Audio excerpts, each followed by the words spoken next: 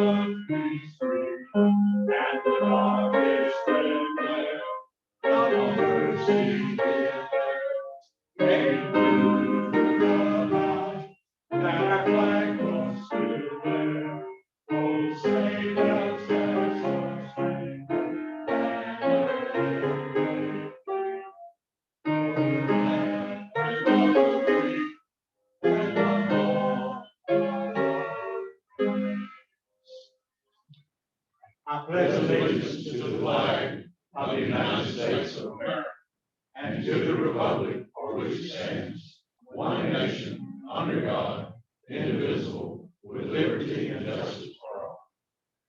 Thank you, guys. Chris Judah has our prayer today.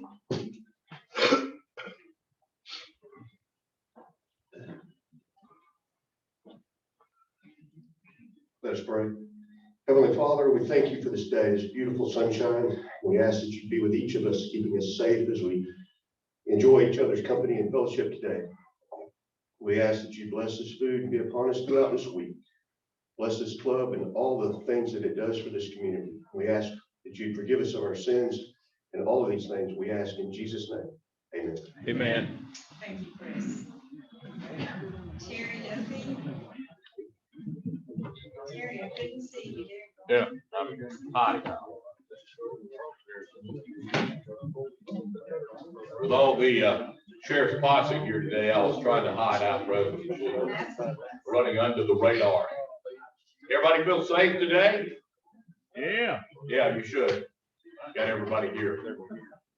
Let's do some birthdays. I'm excited today. We got birthdays and anniversaries. We've been having like one or two or none, but we got a birthday list today. Stephanie Walker on April the 6th. She's not looking any older, but that's what they say. Tim Shirley, April the 10th. Mark Smith, April 12th. Donna Clements on the 14th. Morgan Ingle, April 15th. And Robert Ferguson, April the 17th. And a whole host of anniversaries. Jed Downs and Abby on April 5th, along with Dale Sanders and Felicia. Dean Mitchell and Maggie on April the 6th. We got a pair on April the 9th. Jim Matheny and Jennifer. Josh Chapman and Hannah. And then on April the 11th, Chief Larry Williams and Sharon. Hope you all have a great week. Thank you.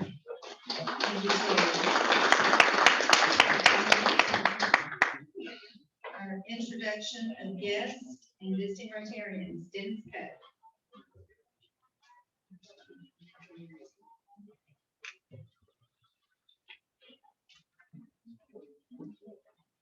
Well, we are happy to welcome our guests and visiting Rotarians today.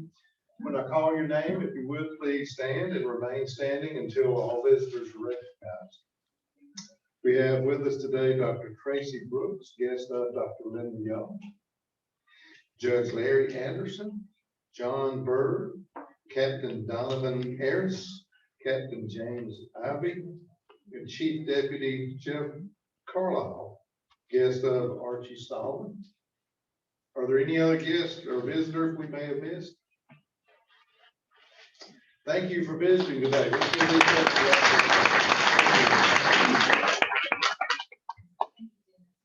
Catherine, are you ready with Kent?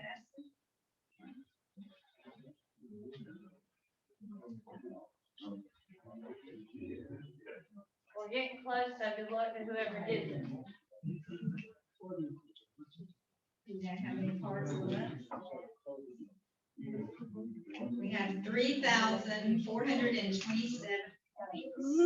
3,427. winning number is 7741. 7741.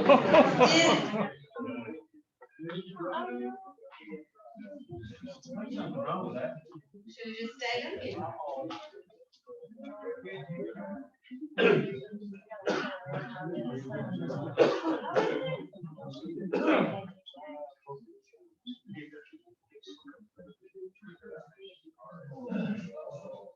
Oh, 3 cards. Next week. We won't be here next week. So week after next. Thank you. Thank you. Kelly, you want to come on up?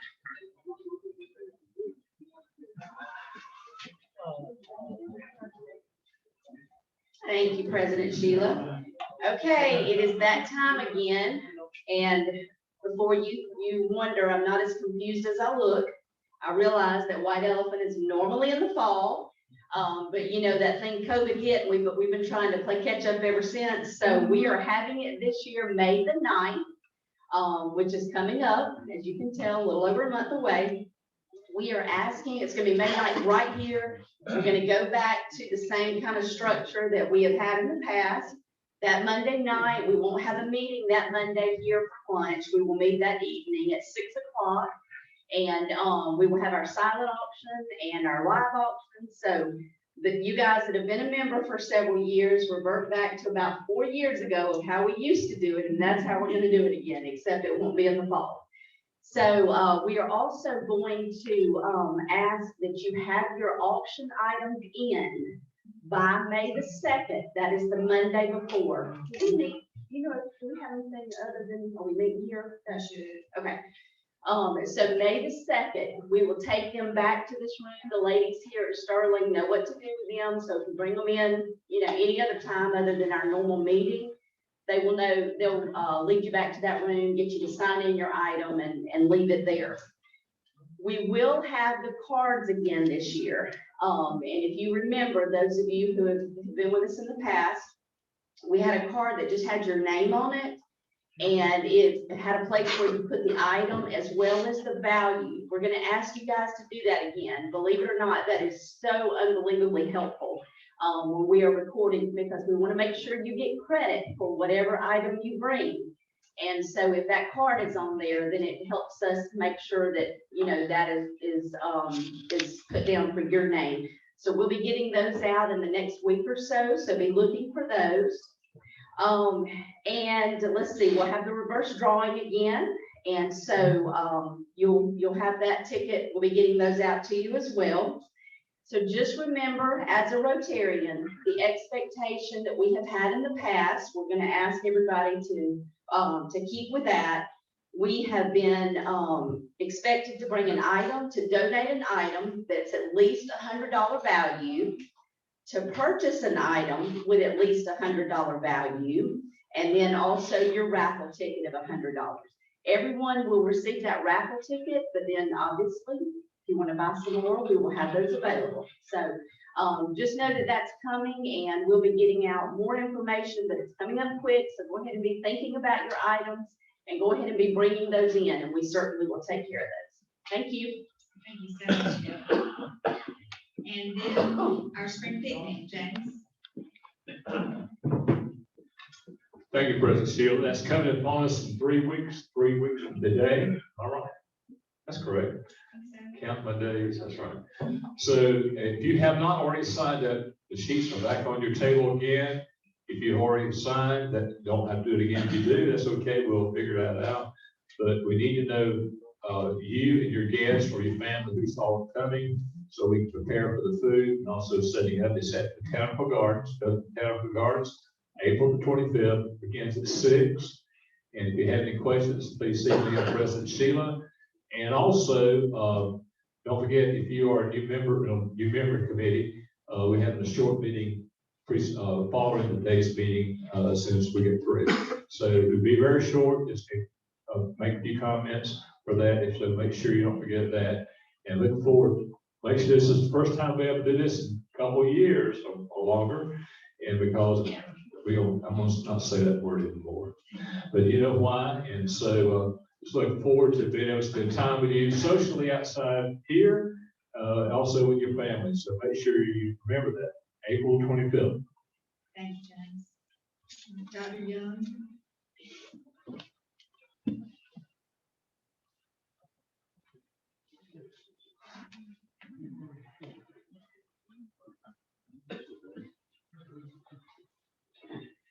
Good morning. We want to share with you some information about an upcoming event for Wallace Community College. It's our annual golf tournament, and it has been renamed the Hugh W. Wheeless Jr. Memorial Golf Tournament. Of course, in memory of Hugh, all of you knew him. He was a member of our foundation board and did so much to start this golf tournament at Highland Oaks. And Dr. Tracy Brooks, who's our Director of Advancement, will give you some details. Good afternoon. I'm glad to be here with you all. The golf tournament is coming up this Thursday, April the 21st, as Dr. Young said, at Highland Oaks RTJ course. We would love to have you all participate or sponsor or support our students. All the proceeds go to our student scholarships through the Foundation Scholarship Program. So we'd love to have your support. Thank you. And you have flyers at your table. Thank you.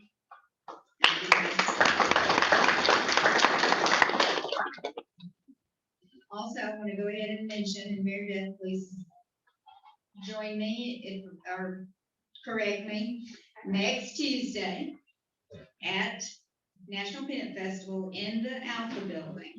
We are going to have our senior citizens luncheon that is normally held in December, but we know why we've rescheduled. So we just had to be real flexible on a lot of different things, but I'm looking forward to it. Mary Beth, I think we said we could be there, Rotarians could be there at 11 to help. Actually, we would need, those of you that have been before know that a lot of our seniors need a little help getting in and get seated. So what we try to do is when they arrive, they are typically part of a group, say like Rose Hill Senior Citizens Center. So we'll have a check-in desk that when they come in, they'll say, I'm with Rose Hill, and we'll have a seating chart. And we'll say, oh, Rose Hill is table number 3, and then that Rotarian will help escort them. So if anybody that could come about 10, our seniors tend to arrive a good 90 minutes earlier than what's happening, which is awesome, right? That's a lost cause. That's how it's late today. So if anybody that can be there by 10, we have about 350 RSVPs of seniors that are planning to attend. And those of you that know, this is not an exact science. Sometimes we'll have a few show up that we weren't expecting, and sometimes due to unforeseen circumstances, we'll have some people that we were expecting that won't be able to come.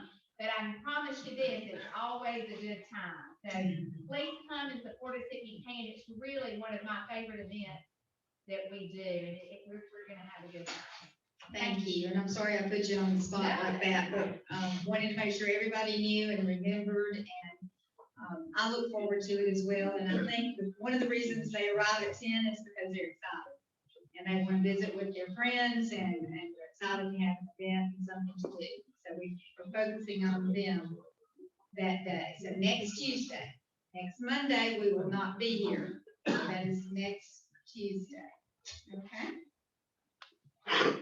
And now it gives me a great pleasure to ask Archie Solomon, who's here for the first time in a few weeks. Yeah.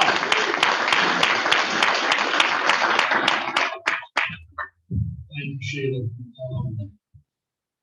For the ones of you that don't know, I've had a little stint at Flowers Hospital, didn't last very long, and they took me to Birmingham. And my dear friend, George Flowers, is sitting back there. He knows me probably as good as anybody. And I didn't have a problem. You know, I woke up one morning and thought I had COVID. I went to Flowers Hospital with congestion. Later did I find out I had congestive heart failure. They did a heart cath on me that lasted about 15 minutes.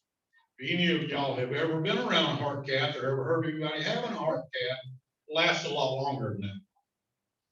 Dr. Brooks came back to my room and told me, he said, you have 4 major arteries blocked 90%. You need to go to Birmingham. So that Tuesday night, I got in Joey Pilcher's ambulance and I rode a rough ride to UAB. That was on a Tuesday. A Friday, I was scheduled to go for open heart surgery. Dr. Davies sent one of his PAs to me and said, hey, he's going to postpone you. We have an emergency. Somebody was dying. So it made me feel better that I was able to be postponed for a little while, you know.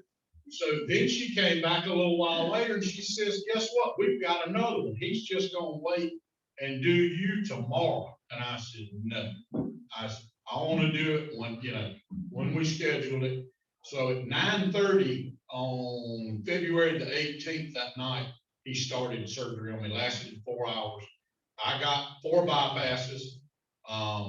That was on a Friday. The following Wednesday evening, I was back in Dothan at home.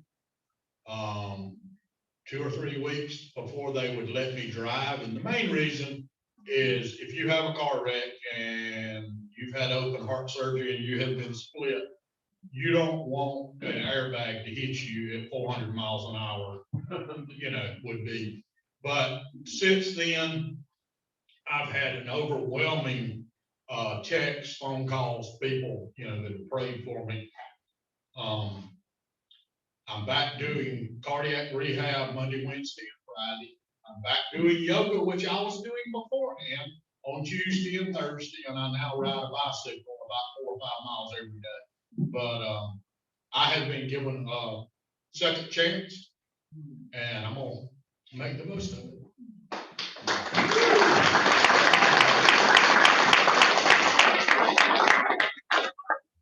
One little side note, as I'm introducing our speaker that everybody knows, my dear friend drove to Birmingham to sit with me in the hospital. Dr. Davies comes in and, you know, we're sitting there and I introduce him, my friend Donald Valenza, Sheriff, Houston County. You know, thank you for all you've done. If you're ever in our area, you get a DUI or anything, we'll fix it. Donald looks at him and this guy, you know, this guy doesn't know him from Adam's apple. I'm not sure the doctor really knew who I was. And Donald goes, well, you didn't fix it. And what'd you tell him? He's still ugly. Yeah. He said, he's still ugly. You didn't fix it.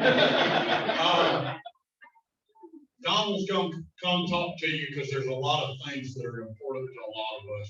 One, the safety of our county and the surrounding areas, but there's a lot of new bills and laws that are being changed in Montgomery that affect us. And I wanted him to come tell y'all firsthand, and I can tell you, I picked that book up.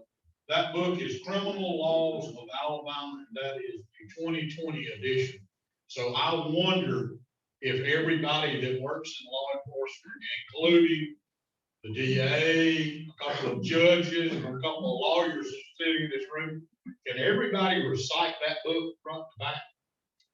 I don't even know what's in that book. Well, I can tell you, he spoke. He came up to me, and we have another judge that's going to be retiring soon. So if you need a program for Rotary, Judge Larry Anderson would be glad to come tell you all about being a judge. And if he can't tell you, Judge Conaway can. Hey, I'm going to give you Donald Valenza.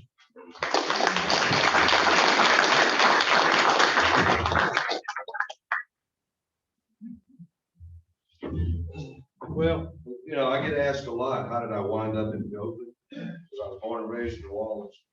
1973, 4 of us came up here to play baseball. And I will never forget, it was a culture shock coming to Dothan back in 73 compared to New Orleans. And I called home, told my parents, I said, I'm ready to come home. And they said, why? I said, there's nothing to do in Dothan. She said, what do you mean? I said, they hang out at McDonald's. She said, is that a nightclub? I said, no. She said, like the hamburger place down the street. They sit in the parking lot and talk. But since then, I wound up staying, and those, you know, a lot of y'all know me, some may not. Just give you a little brief history. I've been with the department 43 years. I started in 1979 as a corrections officer. 1980, I was promoted to deputy, graduated from the academy. 84, I was assigned to CID, the Criminal Investigation Division. 85, I was promoted to sergeant. 99, I was promoted lieutenant commander over all investigation.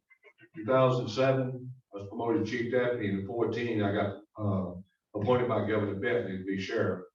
15, I won the election. Since then, I've had another one in 18. We got another one coming up. Anyway, that's another story.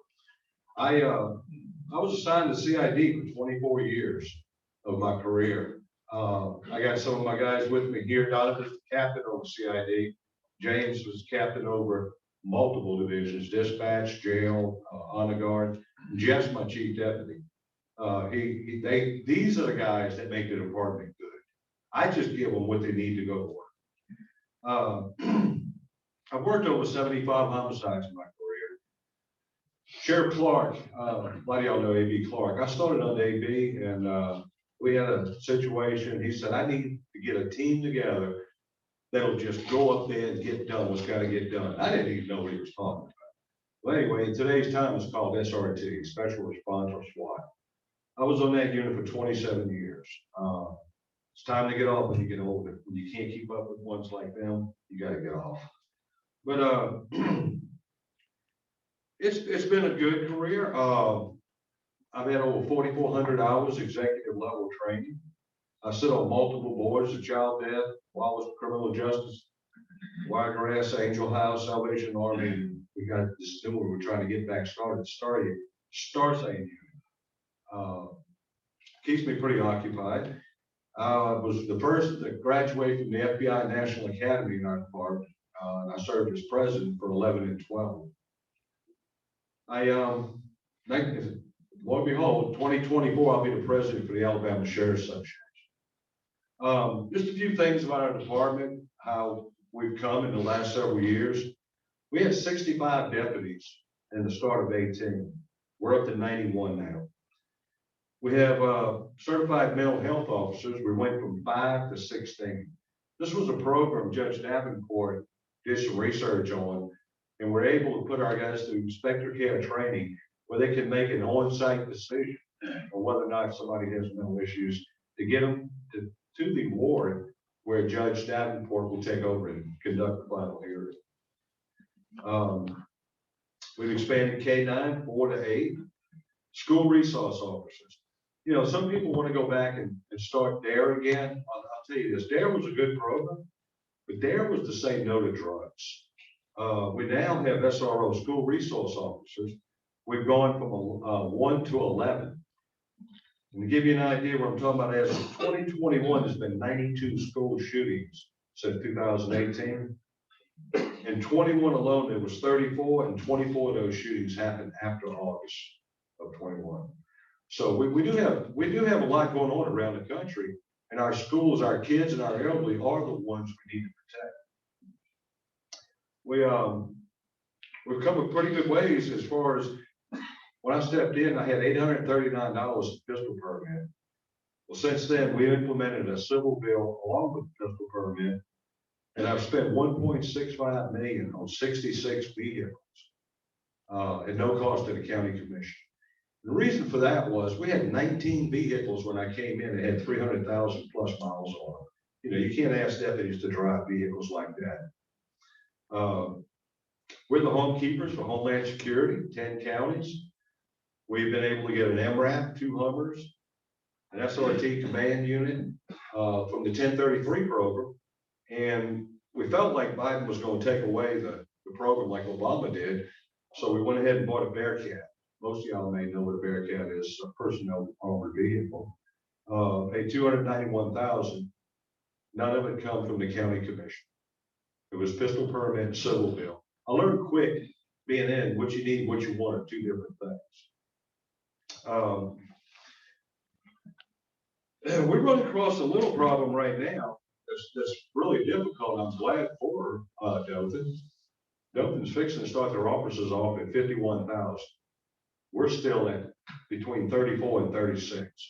Law enforcement's come a long way. They've been through a lot of scrutiny. I think they should support it. We get a lot of support from our community. I'll say that. We've had 2 protests. We didn't have no issues.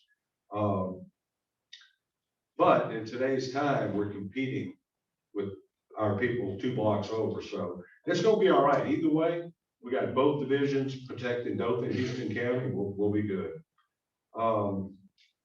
The safety center, we've had over 6,000 hours training since that safety center's been open. We had the first SWAT training in the safety center.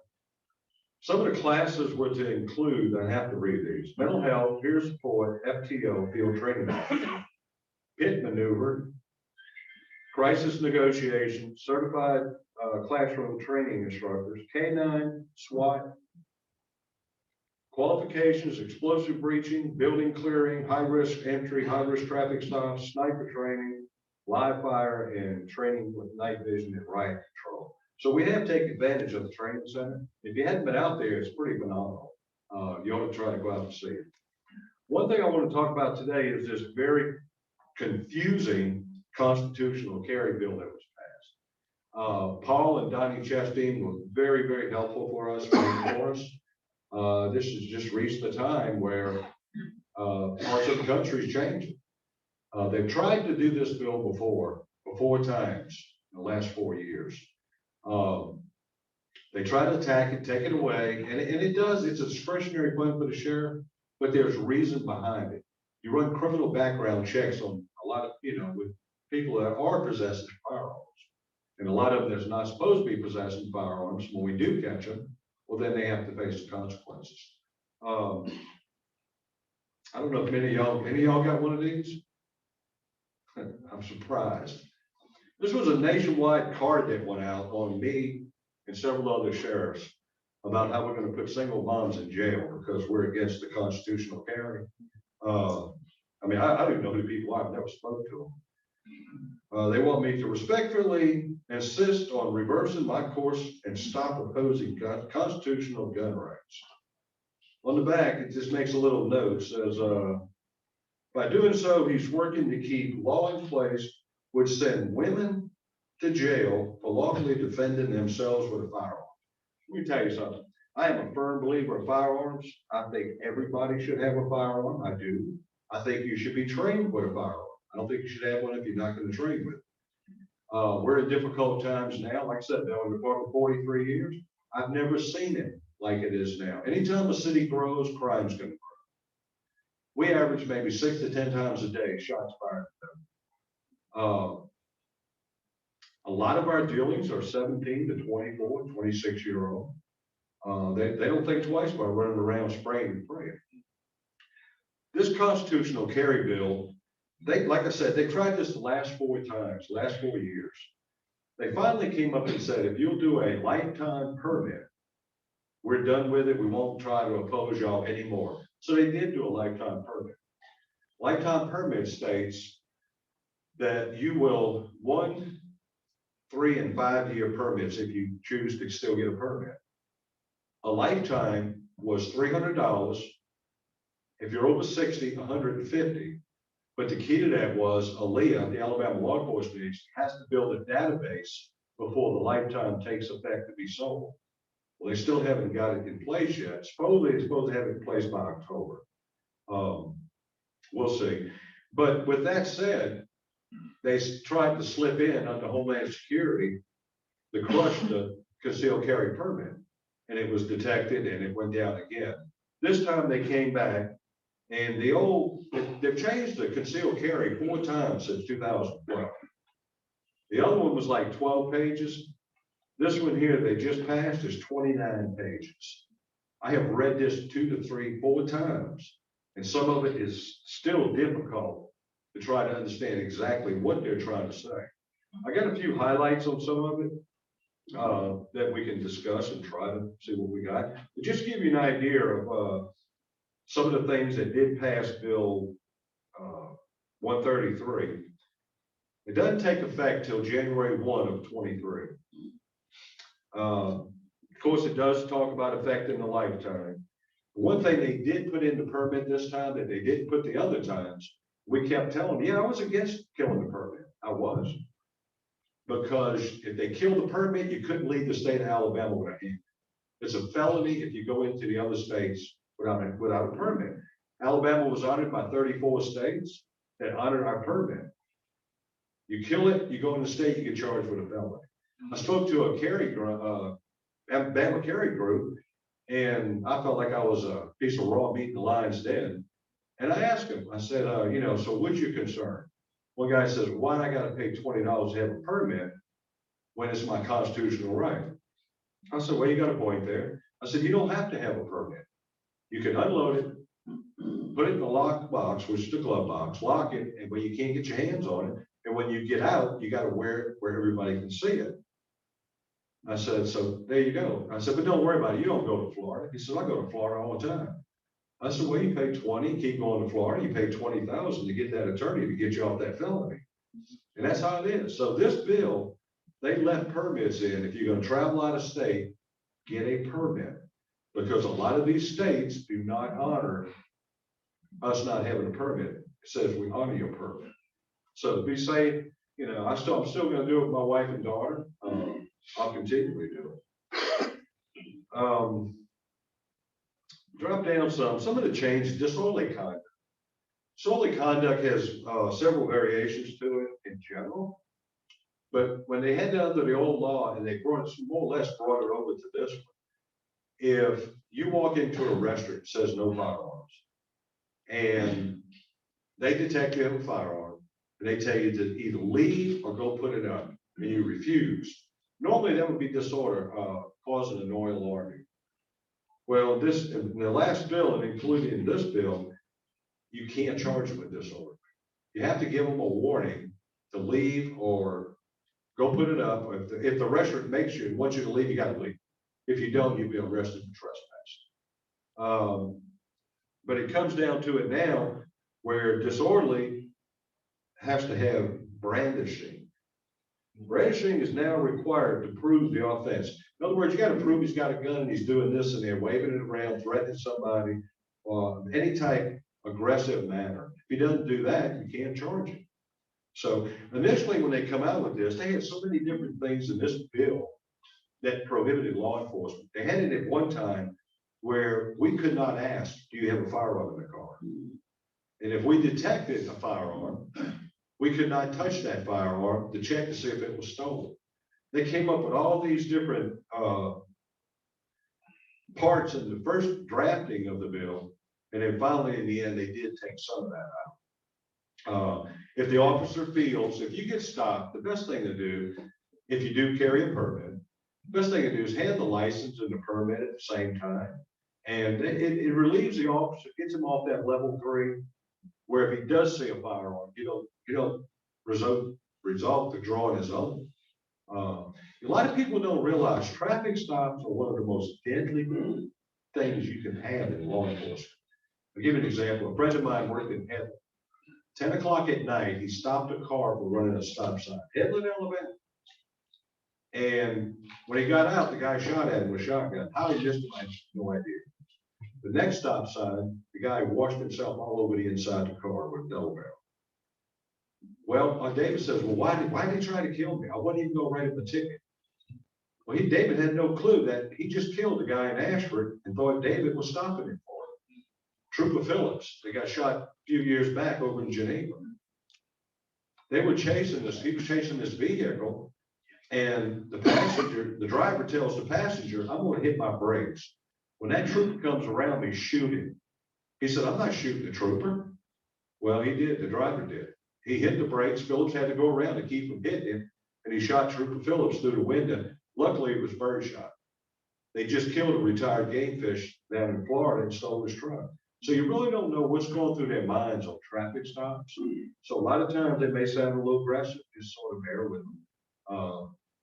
Now, being rude on a traffic stop is not acceptable, but just sort of bear with them. We'll try to find some of these high points on this. And some of this contradicts itself. Prohibited places carrying a firearm. Used to, it definitely said sheriff's department, police department, highway patrol, courthouses, any federal building was prohibited, even if you had a permit. Well, now it goes to read amended to include the primary office of the election official. So I guess the ones that passed is worried about somebody coming with a gun to their office, so they included themselves. Courthouse annex. This part gets interesting.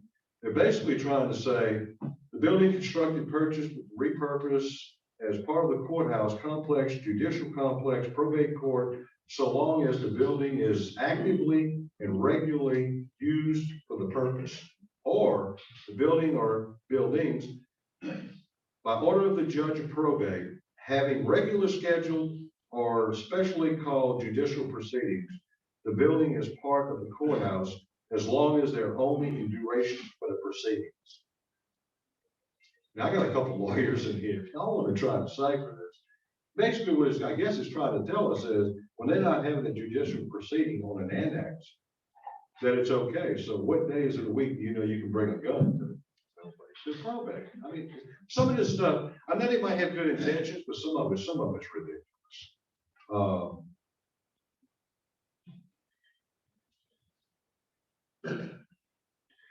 All right, subsection B, amended to allow openly displayed firearms in a vehicle when the sheriff's office is issuing permits. In other words, if you come to get a permit, you can bring your gun, but leave it in the car.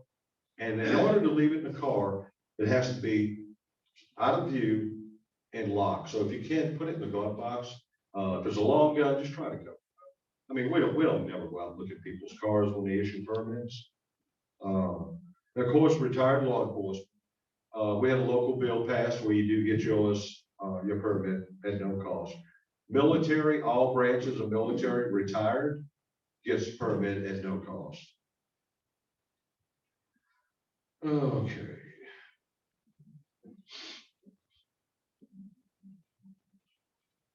This is one that may interest some of y'all.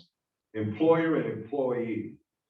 Subsection, what it's going to talk about is your employees carrying a gun to work. More or less, pistols are removed from this section. Now, employees can only restrict long guns and ammunition if the gun may be used for hunting, and the employee meets all of the following criteria: has a hunting permit, possesses during hunting season, employees have no criminal convictions or workplace violence, and the car is where it is allowed to be. In other words, they park on the business property. And the car, as long as the weapon is out of sight. Now it comes down to this part, which is probably going to open up. You know, we're very lucky, and I'll speak for myself, I'm not speaking for Chief Benning. We're very lucky right now that we're not like Texas. Like I said, and those that know me, I'm all about firearms. But when you got people walking around Walmart with AR-15s and stuff on, you can't tell who's the bad guy and who's not the bad guy. And you don't get a whole lot of time to respond to a shootout. One part of this bill is basically saying, as long as the employee meets the standards as far as where he parks, not leaving it in plain view, unloading it, that if you try to take an adverse action against them, you could be taken the way it describes it. You can be taken to civil court. In other words, they can sue you for saying something to them about bringing a gun. Now, there's some that I don't think should have it, but then again, you know, we didn't draft this. And then again, it says the policy allows people possessing the gun, and it goes back through that again. Persons can legally possess the pistol, long gun, if they can use it for hunting. They possess a hunting license, it's unloaded during hunting season. I mean, some of this stuff just don't make sense. What difference does it make? If you don't want an employee bringing a firearm, if you can document and show, maybe he has some disciplinaries on his file, that might prevent it. Other than that, I mean, this is just about handcuffing you. We have nothing to say about it. It starts talking about schools. Well, we all know, the federal law stepped into a lot of schools now as far as firearms. And then it goes back to the same old saying again, college and university campuses allow trustees of college universities to adopt policy on firearms on campus. Policy must allow the people to possess a gun if the person can legally possess the pistol, it can be used for hunting, the person has a hunting license, unloaded during hunting season, employees have no criminal convictions, employees prior document, and the car is parked where it's supposed to be. I know they keep using this where the car is supposed to be parked. Well, there's some federal laws that prohibit you from bringing firearms on campus. You know, I don't know if they research all of it. I'll give you an example of one law I had no idea it existed. And neither did a good friend of mine. Well, it's Gary Maxwell. We were playing golf one day, and a friend of mine called and said, can you help me? I said, yeah, what you got? Well, my son, you know, he was old enough, but he got arrested at a ball game in Cottonwood. He was drinking a beer, and they arrested and charged him with a felony. I said, no, they did. He said, yeah. I said, well, how did he show out? They said, he didn't show out. So I called the deputy and I said, what made you detect this kid? He said, oh, I just smelled the beer. And he was a very nice kid, but I put him in jail. I said, okay, so what statute did you use?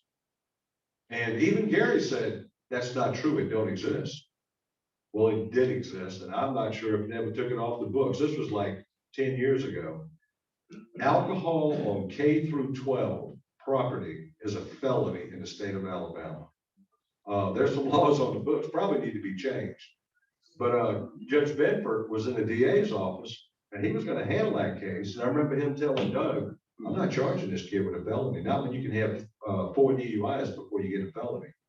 But stuff like that, these laws, you get a portion of it, but unless you get the whole law, you're liable to fall into something you can't get out of. And this goes on and on. As I said, this doesn't take effect till January of 23. But we've run across several things, several incidents lately where shootings are involved. I'm accused of not telling the media everything. Well, there's just some things you don't tell. And I'm not talking bad about it. I'm not hiding them. I mean, I can go ahead and say it. Jonathan was one of my leaders. We have a lot of drive-by shootings at home. And Chief Benny called and asked me one night, said, could you help us out? And I said, sure, what do you want me to do? He said, we'll put 10 guys out tonight, see if we can find some of these shooters. So I put Cap Marys and 14 SWAT guys out. I think we arrested 50 that night, got 8 guns. We didn't get the main guy. So we did it again about a month later. I put 20 SWAT guys out with command areas. And they put 10, and I don't know how many we arrested that night. But we are out there and we are doing things. You may not see it. And it's just some things just don't get reported. I don't care about getting glory for doing that. We're out trying to catch some of these young kids that are shooting everything up. And it is a problem right now. But, you know, we'll deal with it. Jeff, y'all got anything you want to add? No, just, there you go. I deal with a lot of the permits, and the permit thing you were talking about just a minute ago. The main thing is make sure that you do have your permits if you're going out of state. I know Georgia's actually trying to pass the same thing right now. I just heard that on the news a while back. It hasn't been signed by the governor yet, but right now, if you're planning on going out of state, make sure you get that permit. That permit's the only thing that stands between you and a jail cell when it comes right down to it.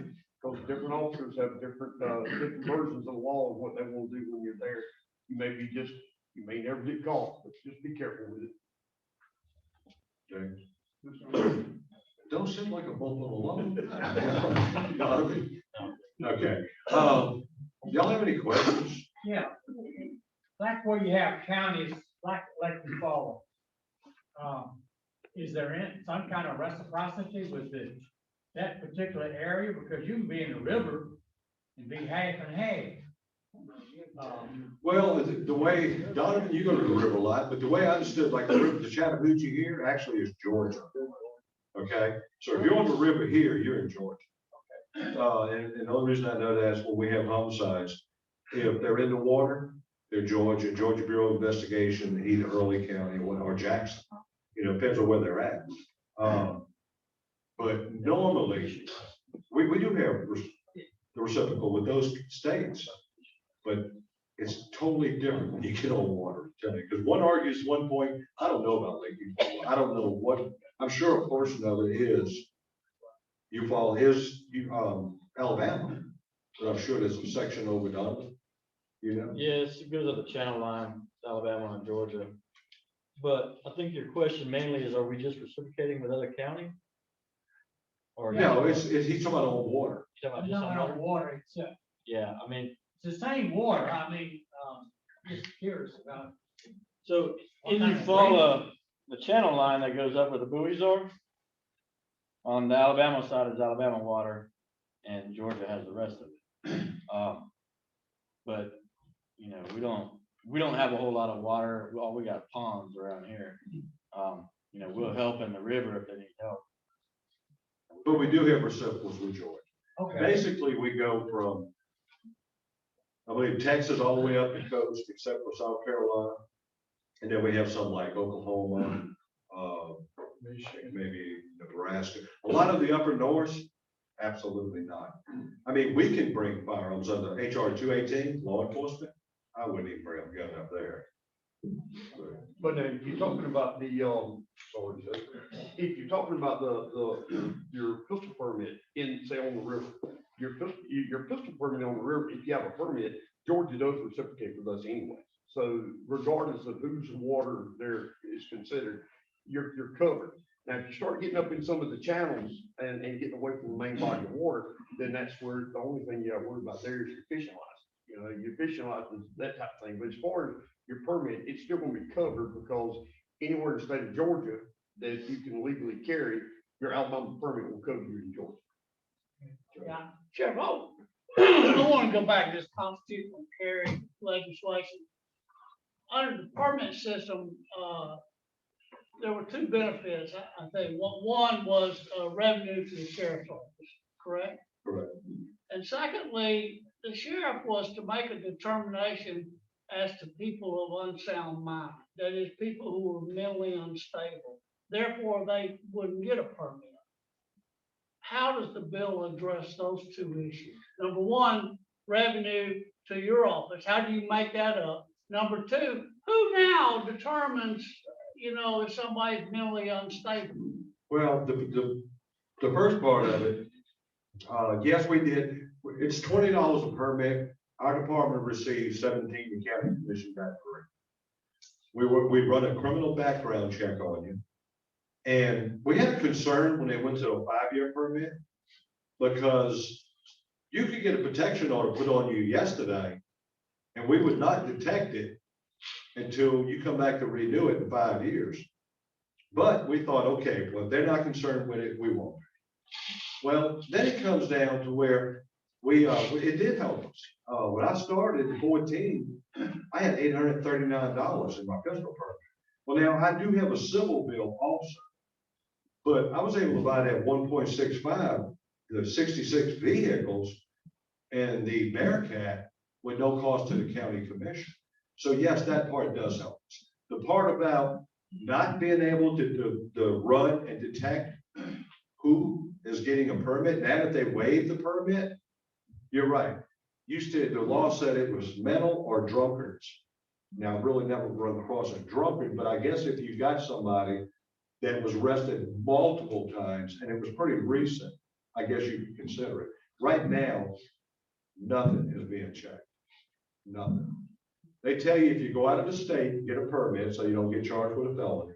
But other than that, anybody and everybody can carry a firearm in the state of Alabama with no checks. Yes, sir. Can you talk about what went on in Panama City the other weekend and grabbed a lot of headlines?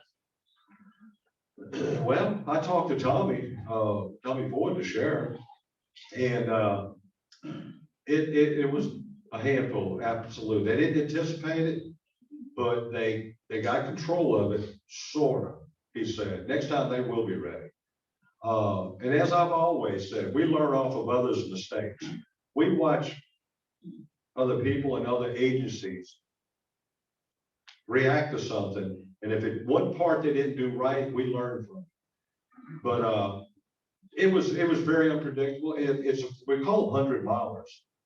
They travel from over 100 miles or further to come cause their havoc, and then they leave. I had that when I took on the Klan back 96 to 99. I had it when I took on the Sovereign Citizens in the early 2000s. They go to disrupt. They mentioned the Peanut Festival. We got a flyer where one of them makes a Facebook message. They mentioned the Peanut Festival, and I'm gonna go ahead and say what they said. Now, this is two people talking on social media. Better yet, you want to say it? No. All right. They're talking on social media, said this Peanut Festival, and what was basically said on the social media part was, don't touch that place. The white people think a lot of it, and they're willing to protect it.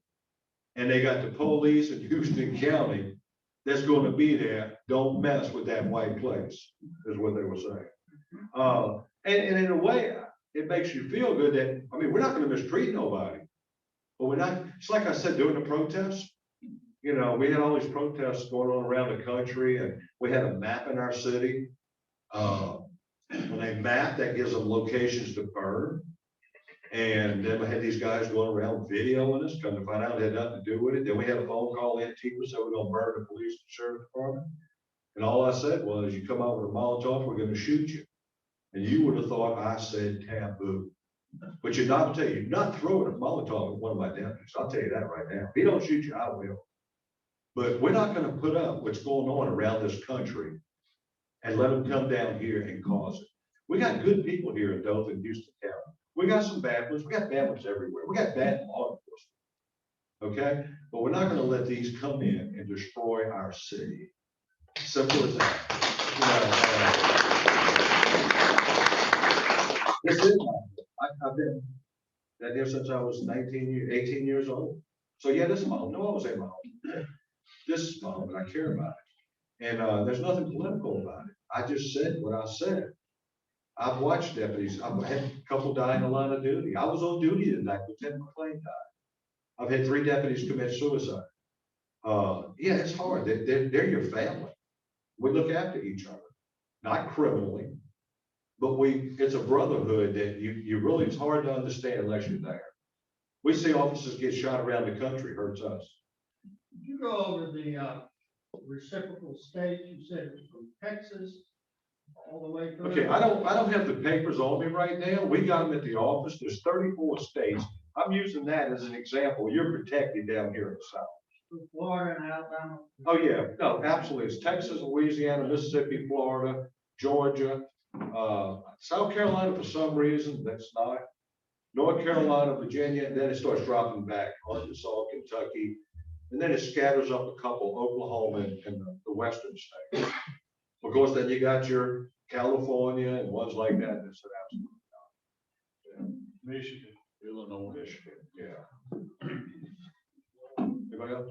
I was just gonna comment on that. I've got a stepson that lives in South Carolina. They will recognize, any state that under their permit requires, firearms training.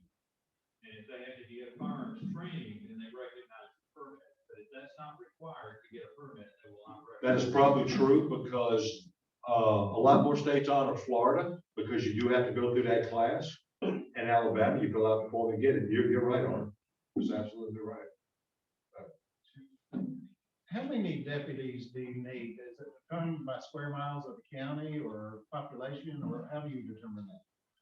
Well, you know, we're one of the few sheriff's departments that work city and county. A lot of even the big departments. Dale County, your car gets broke into at the courthouse, you got to call those RPD. You don't call the sheriff, but they work county. We don't. We work city and county. I had Bart pull up our numbers. Like 6-7 months of last year, we had 39,000 calls in the city of Dothan. And that's now, I think Dothan had like 100 and something. But we work both, and the people in Dothan, and I'll say this, and I don't mean it political, I'll say it. Yeah, I'm the 19th sheriff in the history of Houston County, and not a single one of them got elected at lost Dothan. People in Dothan want a sheriff. They want to be able to call the sheriff's office. And when they call us, I'm not about to say, well, you got to call the city, you're in the city. No, we go. And we'll keep doing that as long as I can. Are there any, concealed carry or self-defense training programs at the new facility for the public? I'll say this, and then I'll let Donovan say something. I don't know. I'm not sure how they put them on there now, but I will say this. A couple of the guys in our department, I don't promote them, but I've been there to watch them, and it's probably some of the best training you'll ever have. I mean, I've seen people put on classes, well, you're shooting to the right. Well, no, shoot to the right. I see the holes to the right. Donovan and Jackie has a little company. Trinity Defense. And he's taught, well, I don't even know how many you call students. He's done doctor's offices where doctors will put their whole staff through. They start off with a basic course, like you've never held a gun before, revolver, semi-automatic. They'll see which one you do better with, and then they'll work with you. You have a basic, mid-level, and an advanced course. Advanced course, they cover the castle law when you're at home, how to protect yourself if somebody's breaking in, what to do and what don't to do. It's really good. Now, the training center may hold some public classes. They do. If you follow them online or whatever, they can, I think a couple of nights a month, they do like a little course, a little 4-hour safety course or something like that. But now I will say this, if you do sign up on Trinity, get ready, because it's an all-day thing. And I mean, it will work you. I went out, like I said, I went out and watched them. I was impressed with it. I was the first firearms instructor, certified instructor in our department. But when I watched them, it is well worth it. So, yes, sir.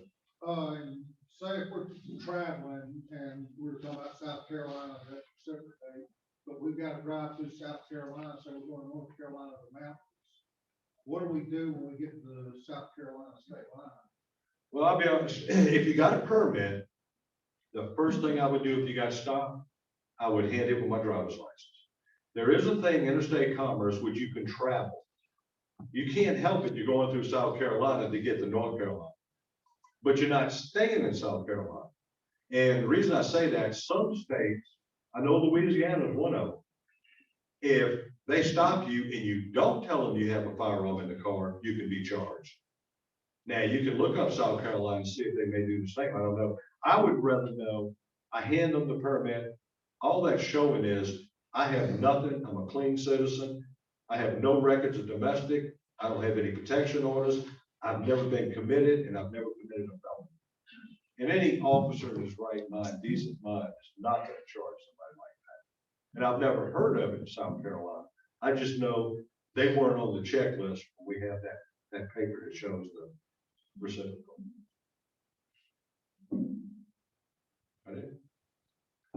All right, appreciate it.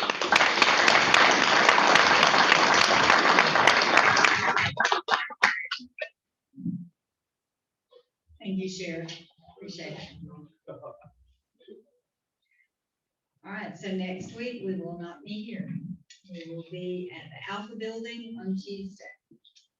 And come at 10 to help. We can. Appreciate our guests who joined us today. Come back. We welcome you. Chris, thank you for being the greeter and giving our prayer today. Appreciate your help. And let's stand and recite our 4-way test. For all the things that we think, say, and do, it is true, it is fair to all concerned, with a goodwill and better friendships, will be beneficial to all concerned. have a good week.